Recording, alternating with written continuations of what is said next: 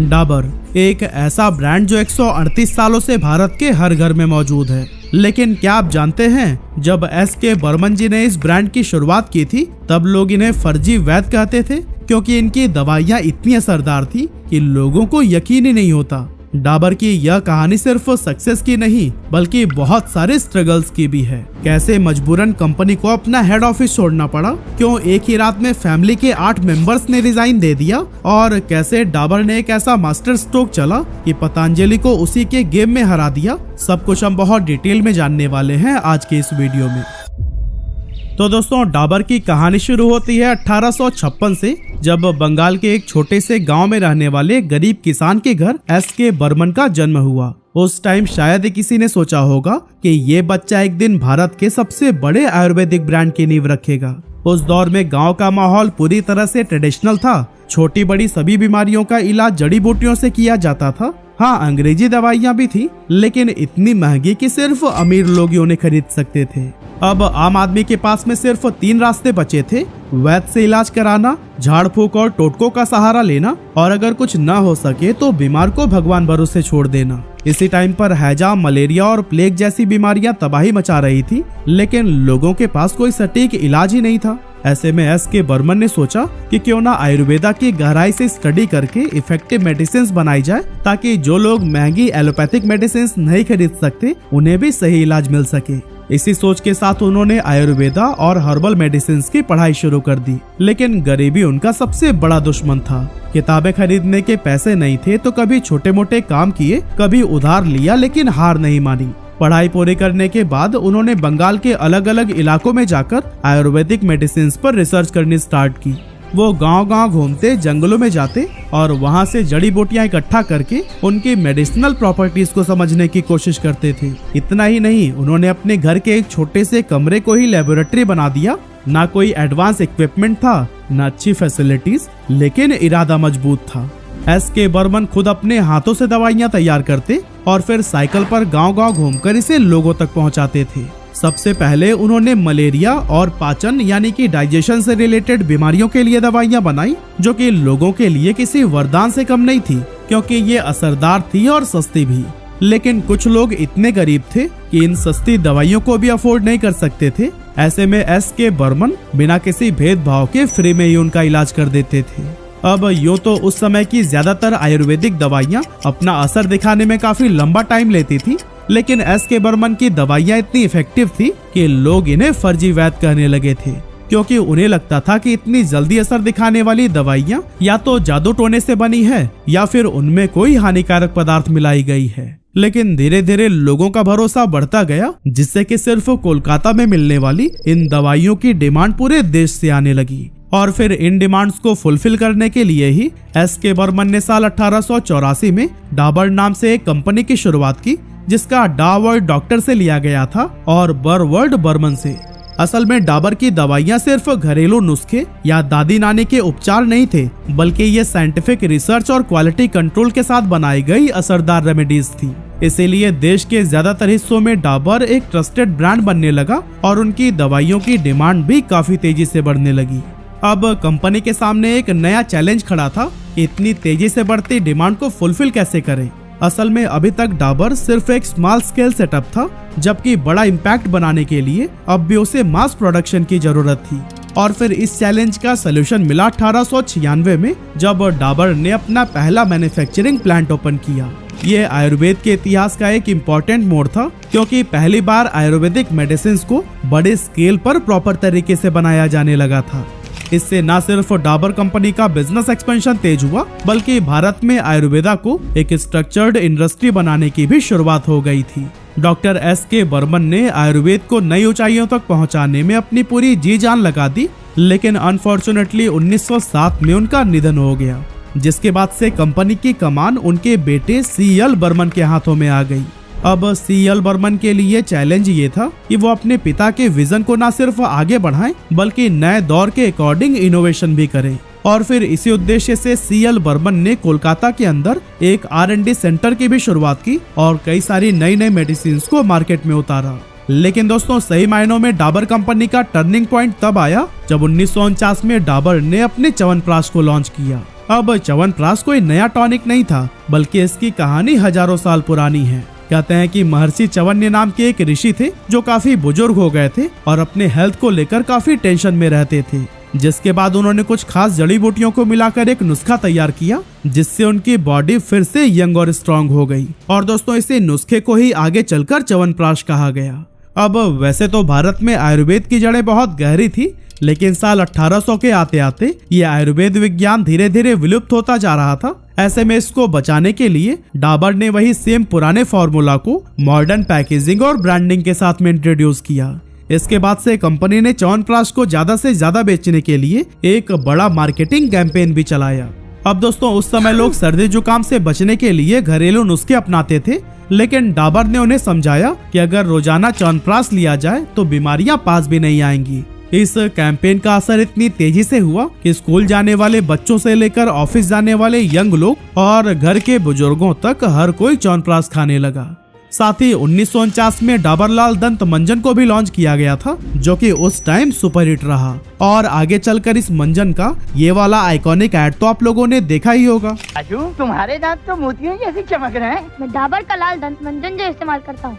लेकिन दोस्तों, डाबर च्यवनप्राश की ये सक्सेस बहुत लंबे टाइम तक नहीं टिक पाई, क्योंकि 1950s में कई सारे नए नए ब्रांड्स इंडियन मार्केट में आने लगे और एलोपैथी की मेडिसिन भी पॉपुलर होने लगी थी। उन दवाइयों के सामने लोग आयुर्वेदा को पुराना और आउटडेटेड मानने लगे थे, और इसी वजह से बहुत सारी छोटी आयुर्वेदिक कंपनीज धीरे धीरे मार्केट से गायब होने लगी। ऐसे में डाबर को एहसास हो गया कि अगर उन्होंने कुछ नया नहीं किया तो फिर आयुर्वेद खत्म हो सकता है। इसी वजह से एक स्मार्ट मूव लेते हुए उन्होंने मॉडर्न रिसर्च और टेस्टिंग शुरू करके अपने प्रोडक्ट के क्वालिटी को साइंटिफिकली प्रूव करना स्टार्ट कर दिया। साथ ही कंपनी ने सिर्फ दवाइयों तक सीमित न रहकर FMCG मार्केट में भी एंटर करने का सोचा, ताकि वो आयुर्वेदिक टूथपेस्ट, हेयर ऑयल और स्किन केयर जैसे प्रोडक्ट्स को भी लॉन्च कर सके। लेकिन इससे पहले कि डाबर अपने इस विजन पर काम कर पाता, कुछ ऐसा हुआ कि कंपनी को अपना हेड ऑफिस तक बंद करके कोलकाता छोड़कर जाना पड़ा। एक्चुअली 1960s के एंड में वेस्ट बंगाल में गरीबी, बेरोजगारी और आर्थिक असमानता काफी ज्यादा बढ़ गई थी। गरीब मजदूरों को लगने लगा था कि उनके साथ नाइंसाफियां हो रही हैं, और यही गुस्सा धीरे धीरे कम्युनिस्ट मूवमेंट का रूप लेने लगा।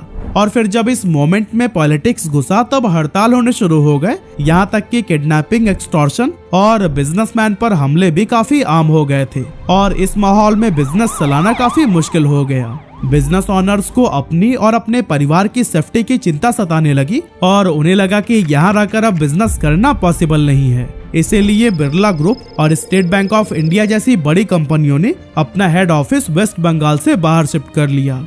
साथ ही टाटा ग्रुप ने भी अपने ऑपरेशंस को कम करके वेस्टर्न इंडिया पर फोकस करना शुरू कर दिया था। और दोस्तों, दूसरी कंपनियों की तरह ही डाबर के लिए भी ये समय काफी मुश्किलों से भरा हुआ था। लेकिन हद तो तब हो गई जब एक दिन फैक्ट्री विजिट के दौरान CL बर्मन के पोते GC बर्मन को कंपनी के कुछ एम्प्लॉइज ने लंबे टाइम तक चारों तरफ से घेर के रखा। इस हादसे में उनको किसी तरह का नुकसान तो नहीं हुआ, लेकिन डाबर फैमिली को एहसास हो गया कि अब कोलकाता में बिजनेस करना सेफ नहीं है। इसीलिए उन्होंने अपना हेड ऑफिस दिल्ली से सटे गाजियाबाद में शिफ्ट कर लिया। लेकिन दोस्तों, ये शिफ्टिंग इतना आसान नहीं था। कोलकाता से गाजियाबाद शिफ्ट करने का मतलब था पूरे बिजनेस को नए सिरे से खड़ा करना। सबसे बड़ी दिक्कत वर्क फोर्स को लेकर थी, क्योंकि ज्यादातर एक्सपीरियंस्ड वर्कर कोलकाता में थे और उन्हें गाजियाबाद लाना बहुत मुश्किल था। जबकि दूसरी तरफ नए लोगों को ट्रेन करना काफी टाइम कंज्यूमिंग और महंगा भी था। इसके अलावा सप्लाई चैन और डिस्ट्रीब्यूशन चैनल सब कुछ बिखर चुके थे, जिसकी वजह से बिजनेस काफी स्लो डाउन हो गया। एक टाइम तो ऐसा भी आया जब डाबर को लगा कि शायद ये शिफ्टिंग गलत फैसला था, लेकिन धीरे धीरे ही सही चीजें पटरी पर आने लगी। गाजियाबाद में बेटर इंफ्रास्ट्रक्चर और दिल्ली के नजदीक होने का फायदा मिला, नई मार्केट्स में पहुंच आसान हुई और धीरे धीरे डाबर ने फिर से रफ्तार पकड़ ली। खैर, इसके बाद से 1978 में कंपनी ने हाजमोला लॉन्च किया, जो कि उसके लिए एक बहुत बड़ा गेम चेंजर साबित हुआ। असल में पहले लोग हाजमोला को पाउडर फॉर्म यानी कि चूर्ण के रूप में लेते थे, जो कि थोड़ा सा इनकन्वीनियंट था। इसीलिए डाबर ने इसे छोटे छोटे टैबलेट्स में निकाला। इसका असर ये हुआ कि हाजमोला हर इंडियन घर का हिस्सा बन गया और बच्चों से लेकर बड़ों तक सभी इसे चटपटी कैंडी की तरह खाने लगे। और फिर इसी दौरान डाबर आमला हेयर ऑयल भी लॉन्च हुआ, जिसने कुछ ही समय में इंडिया का सबसे ज्यादा बिकने वाला हेयर ऑयल का रिकॉर्ड बना लिया। इस सक्सेस ने प्रूव कर दिया था कि डाबर अब सिर्फ हेल्थ ही नहीं बल्कि ब्यूटी और पर्सनल केयर में भी अपना नाम बना सकता है। इसी के साथ कंपनी ने एक ऐसा प्रोडक्ट भी मार्केट में उतारा था जिसने डाबर को एक नए मुकाम पर पहुंचा दिया। नाम था डाबर हनी। एक्चुअली उस जमाने में शहद ज्यादातर खुला ही बेचा जाता था। लोकल दुकानों और बाजारों में लोग बिना किसी पैकेजिंग के शहद खरीदते थे और असली नकली की पहचान करना बेहद मुश्किल होता था, क्योंकि शहद एक ऐसी चीज थी जिसमें मिलावट का डर हमेशा बना रहता था कि कहीं इसमें गुड़ या शक्कर का शीरा तो नहीं मिला दिया गया। लेकिन डाबर ने इसी प्रॉब्लम को ही पहचानते हुए इंडिया का अपना पहला scientific tested packaged Honey market में उतारा, जिसकी प्योरिटी की गारंटी खुद कंपनी दे रही थी। शुद्ध डाबर हनी, ब्रेकफास्ट मस्त, एनर्जी जबरदस्त। और क्योंकि लोगों को अब शहद का एक ऐसा ऑप्शन मिल गया था जो न सिर्फ शुद्ध था बल्कि हाइजेनिक तरीके से पैक भी किया गया था, इसीलिए बहुत जल्द डाबर हनी हर घर का हिस्सा बन गया। इसके बाद से 1994 में डाबर ने एक ऐसा कदम उठाया जिसने इसे सिर्फ एक फैमिली बिजनेस से निकालकर बहुत बड़े कॉर्पोरेट ब्रांड में बदल दिया, क्योंकि इसी साल कंपनी ने स्टॉक मार्केट में एंट्री ली और ये पब्लिक लिमिटेड कंपनी बन गई। इसका मतलब था कि अब ये सिर्फ एक पारिवारिक बिजनेस नहीं रहा बल्कि पूरे देश के लोगों को इस कंपनी का हिस्सा बनने का मौका मिला। और फिर दोस्तों इसी टाइम पीरियड के ही आसपास डाबर ने एक ऐसा प्रोडक्ट लॉन्च किया जिसने इंडियन बेवरेज मार्केट में हलचल मचा दी। असल में उस टाइम इंडिया में पैकेज्ड जूस का कॉन्सेप्ट नहीं था। लोग या तो घर में जूस निकालते थे या फिर सड़क किनारे ठेलों से ताजा जूस पीते थे। लेकिन इसमें एक बड़ी दिक्कत थी हाइजीन की। घर में जूस बनाना झंझट वाला काम था और बाहर मिलने वाले जूस में गंदे पानी, मिलावट, मक्खी और मच्छर जैसी चीजों का खतरा हमेशा बना रहता था। और फिर डाबर ने इसी गैप को पहचाना और 1996 में रियल जूस को लॉन्च करके लोगों के लिए क्लीन, हाइजेनिक और सिंपल ऑप्शन प्रोवाइड किया।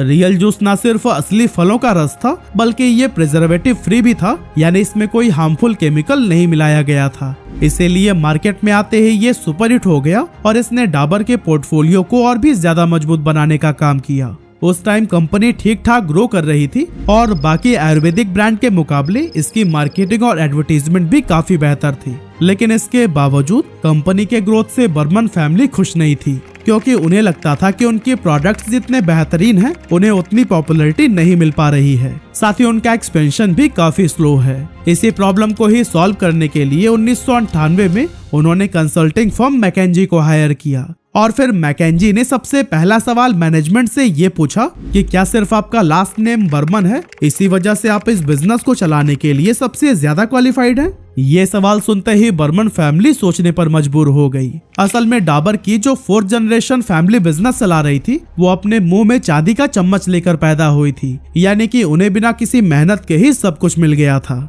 ऐसे में उन्हें रियलाइज हुआ कि उनमें वो कैपेबिलिटीज नहीं थी जो कि एक सक्सेसफुल ऑर्गेनाइजेशंस को चलाने के लिए चाहिए होती है।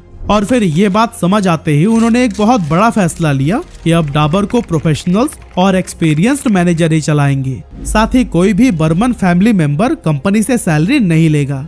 हालांकि परिवार के सदस्य अपना डिविडेंड कलेक्ट कर सकते थे और डाबर के बाहर अपने वेंचर्स बना सकते थे। उस टाइम डाबर में 4थी और 5वीं पीढ़ी के 8 फैमिली मेंबर्स एग्जीक्यूटिव पोजीशंस पर थे और सभी ने एक ही रात में रिजाइन कर दिया। इसके बाद से सुनील दुग्गल को कंपनी का सीईओ अपॉइंट किया गया, जिनके पास में पेप्सिको जैसे बड़े इंटरनेशनल ब्रांड के साथ में काम करने का एक्सपीरियंस मौजूद था। इस तरह से जब कंपनी की जिम्मेदारियां प्रोफेशनल्स के हाथों में आई तो फिर डाबर की कई सारी स्ट्रैटेजीज में बड़ा बदलाव किया गया, जिसका सीधा असर सेल्स और ग्रोथ पर दिखने लगा। इस बदलाव का नतीजा ये हुआ कि सिर्फ 2 सालों के अंदर ही, यानी साल 2000 तक डाबर का सालाना टर्नओवर पहली बार 1000 करोड़ रुपए के आंकड़े को पार कर गया। यह डाबर के लिए एक हिस्टोरिक माइलस्टोन था, क्योंकि कंपनी अब सिर्फ एक फैमिली बिजनेस नहीं रही बल्कि एक कॉर्पोरेट जायंट के रूप में उभर रही थी और इसके products America, UK, middle east और यूरोप के अंदर भी एक्सपोर्ट किए जाने लगे। लेकिन दोस्तों यह ग्रोथ फेज कंपनी से बहुत जल्द छिन गया, क्योंकि 2006 में डाबर को अपने सबसे बड़े कॉम्पिटिटर पतंजलि का सामना करना पड़ा।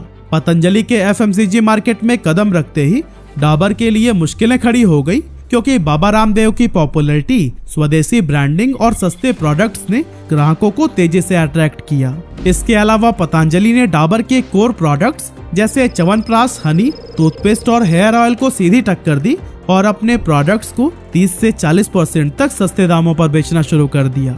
इन सब स्ट्रैटेजीज के दम पर 2016 तक पतंजलि का टर्नओवर 10,500 करोड़ रुपए तक पहुंच गया और ये आईटीसी के बाद इंडिया का सेकेंड लार्जेस्ट एफएमसीजी ब्रांड कहलाने लगा, जो लगातार डाबर से उसका मार्केट शेयर छीनता ही जा रहा था। लेकिन इस मुश्किल फेज में भी डाबर ने हार मानने की बजाय खतरनाक स्ट्रैटेजीज बनाई और पतंजलि को उसी के गेम में मात दे डाली। सबसे पहले डाबर ने पतंजलि की सबसे बड़ी कमजोरी पर वार किया, जो था क्वालिटी कंट्रोल। असल में पतंजलि की तेजी से बढ़ती डिमांड ने उसकी प्रोडक्ट क्वालिटी को कमजोर कर दिया था, जिसके चलते कई सारे products food safety and standards authority of India की क्वालिटी टेस्ट में फेल हो गए। साथ ही मीडिया रिपोर्ट्स में पतंजलि के प्रोडक्ट्स में मिलावट और गलत टेस्टिंग के आरोप लगे और फिर डाबर ने भी इस मौके का पूरा फायदा उठाया और पतंजलि जहां क्वालिटी को लेकर सवालों में घिर रहा था, वहीं डाबर ने ट्रस्ट, प्योरिटी और साइंटिफिक टेस्टिंग को अपनी सबसे बड़ी ताकत बना लिया। पतंजलि सिर्फ देसी की बात कर रहा था,